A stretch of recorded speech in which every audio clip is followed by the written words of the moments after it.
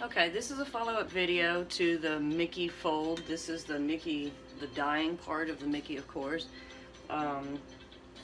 This is actually for a customer that is pretty excited that her shirt is going to be a celebrity on YouTube. So, with that, we'll just talk real quick about what we're going to need. We've got black dye. Always use a small bottle, no bigger than this bottle, but most of the time something around 6 or 8 ounces. 4 is fine. And then I've got rainbow colors out here. These yellow, red, orange, turquoise, a royal blue, and a green.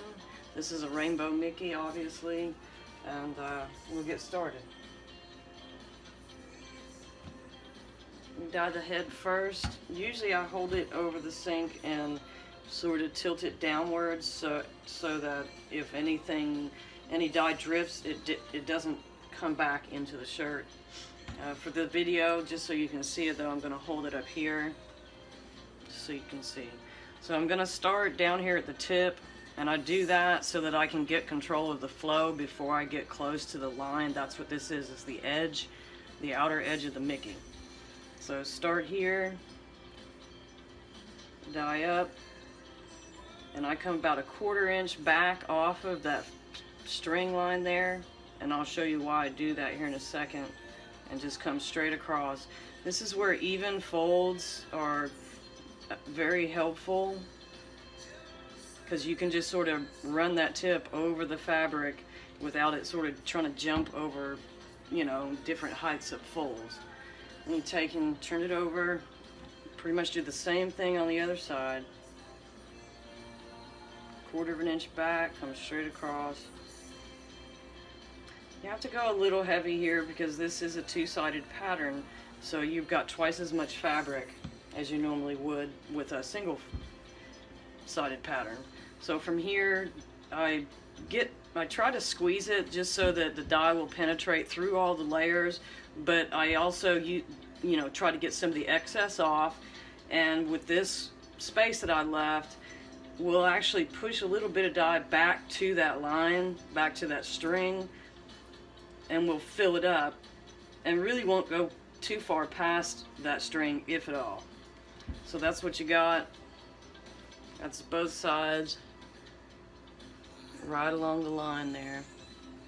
That's that part. Make sure you go ahead and rinse your hands off. You always want to make sure your hands are clean when you start touching white stuff, because it's pretty permanent.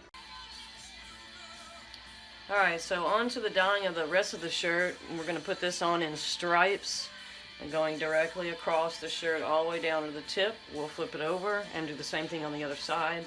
Remember, again, this is a 2-sided pattern, so it's going to be a little thicker, which is, I fold these pretty thin for that reason, just so when I'm putting dye on, it doesn't try to go wide rather than through the shirt. You can sort of control that with the bottles that you're using. These smaller bottles will produce a thinner line, you know, and they come out a little bit slower, so it penetrates, but it's a slower process, and when you're doing a bunch of them, that's very hard to deal with. It's just hard on the hands. So we'll start out with the yellow, and I always come back, you know, to about my first rubber band, which is a couple inches from the head, because I know it's going to move some, so it'll go that way either regardless. So that will come a lot closer, but not merging with the black. If it merges, it changes the color, sort of mutes the black out so it's not as bright. Next we have orange. When I overlap them just a tinge, it creates an extra shade there, but not too much. Red.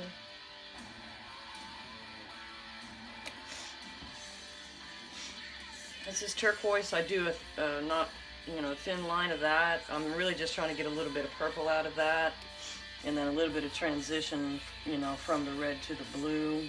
So you can see that's a lot thinner line than my others, than my regular blue.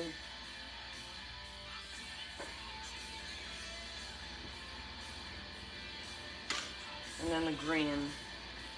And with these bottles, I generally will start out here, and I kind of go actually below the rack, underneath the product, so to speak, and get my flow going, because sometimes these bottles, especially when you're using them, and you'll see that even more so on the other side, you know, once you squeeze it for so long, you have to add the air back into the bottle, so it'll do that, and then when you go to start again, it'll sort of spit because there's some here in the tip, and that ends up, you know, in various parts around the shirt. So if I start down here underneath the product, that does it below the product, and then I can just come in and glide across there.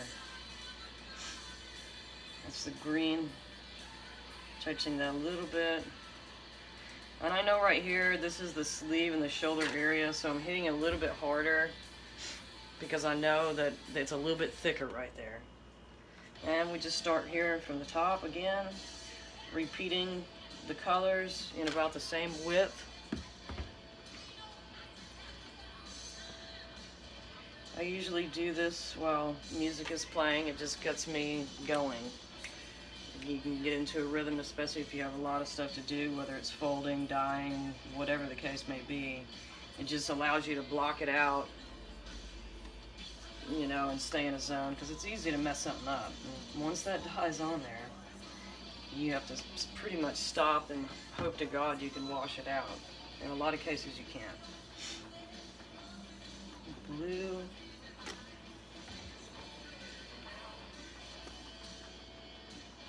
Green. A little bit of yellow.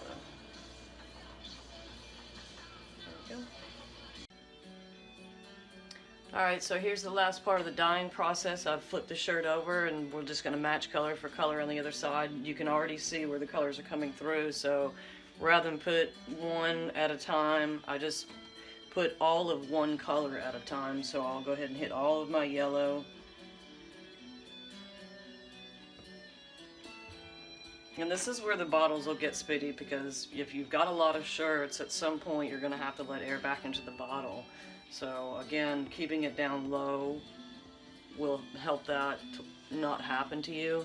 And then also in these bottles here, this, you know, it's hose all the way down to the bottom, so when it gets low, if the hose is bent, you know, say this way, then you're going to be sucking air because your dye is going to be just down here. So that's something to be mindful of when the bottle gets lower, and make sure that that doesn't happen to you.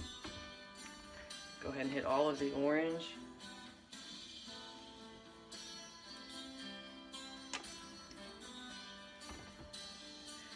Red.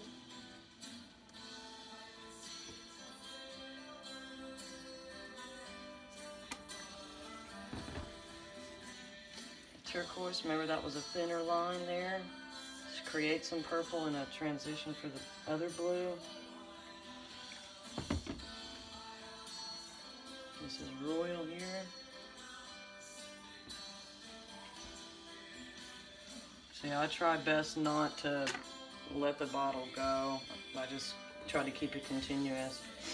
I add a little bit more here. It's a little wider than I wanted it to be. And then the green.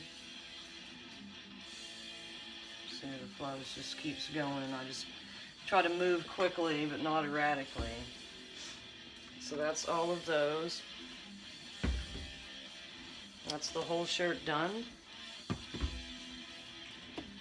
So now we'll let this set. I let them set for at least 12 hours, you know, with everything fresh, 24 if I can. I always put a lid on the bin as well. That keeps the shirt, the surface of the shirt from drying out. I mean, that does create an effect, and if that's what you're going for, then yes, you can leave the top off there. But if you're looking for just uniform colors, a nice spread of rainbow, then I would put a lid on it just to make sure that it doesn't dry out on the top part of the fabric on you.